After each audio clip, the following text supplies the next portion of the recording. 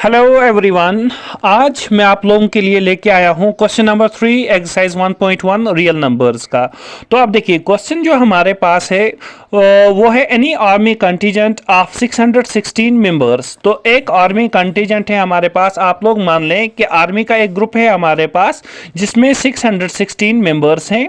उसके बाद ये क्या कर रहे हैं, is to march behind an army band of 32 members. अब ये मार्च कर रहे हैं यानी कि चल रहे हैं, ठीक है।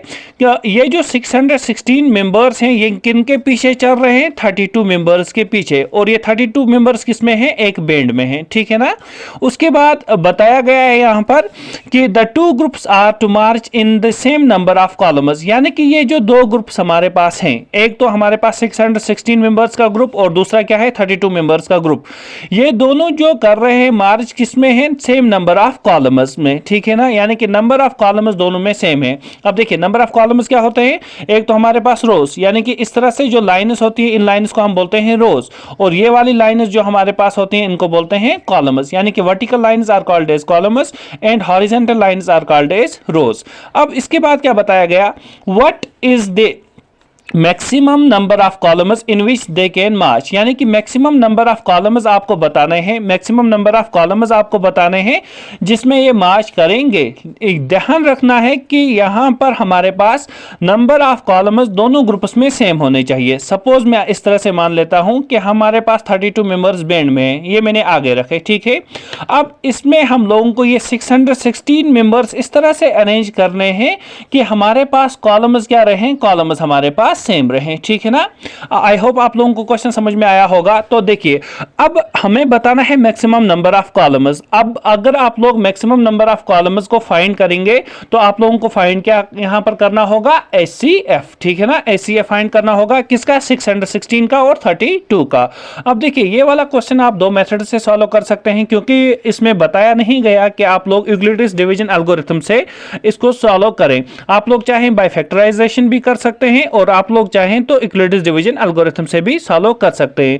अब ऑलरेडी हम लोगों ने यूक्लिडियन डिवीजन एल्गोरिथम पढ़ा है तो मैं उसी के थ्रू इस क्वेश्चन को सॉल्व करूंगा।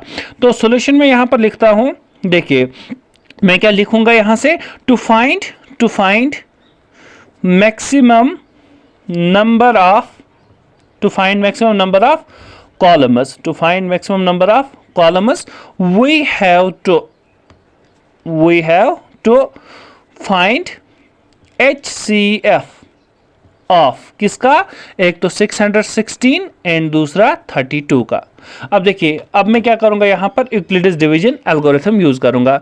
तो जो हम लोग करते आ रहे हैं, मैंने क्या लिखा था उस दिन, सिंस जब मैंने क्वेश्चन नंबर 1 दिखा रहा था, 616 हमारा ग्रेटर है किससे, 32 से, ठीक है ना। उसके बाद हम लोग क्या करेंगे, तो अप्लाई करेंगे हम लोग यूक्लिडियन डिवीजन एल्गोरिथम ऑन किस पर, 616 एंड 32 पर, ठीक है ना।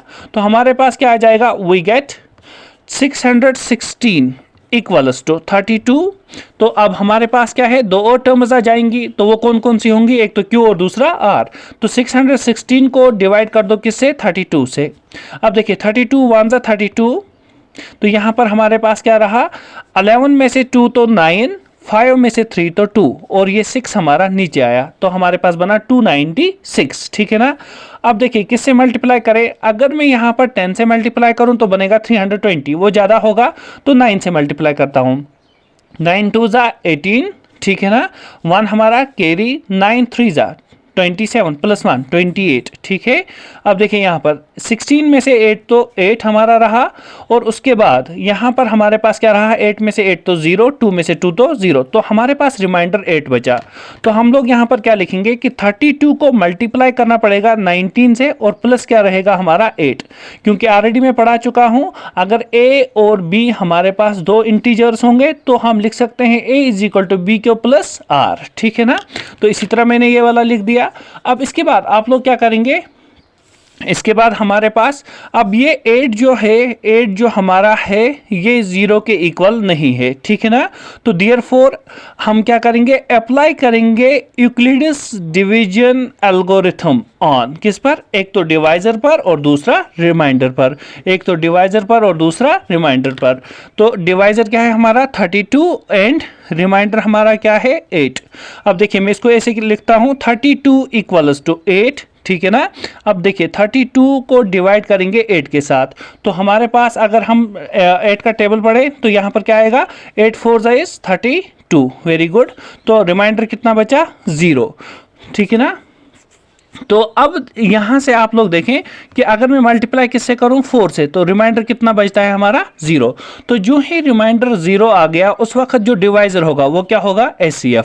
तो मैं क्या लिख सकता हूं देयरफॉर HCF ऑफ किसका 616 एंड 32 का, तो क्या आया इज 8।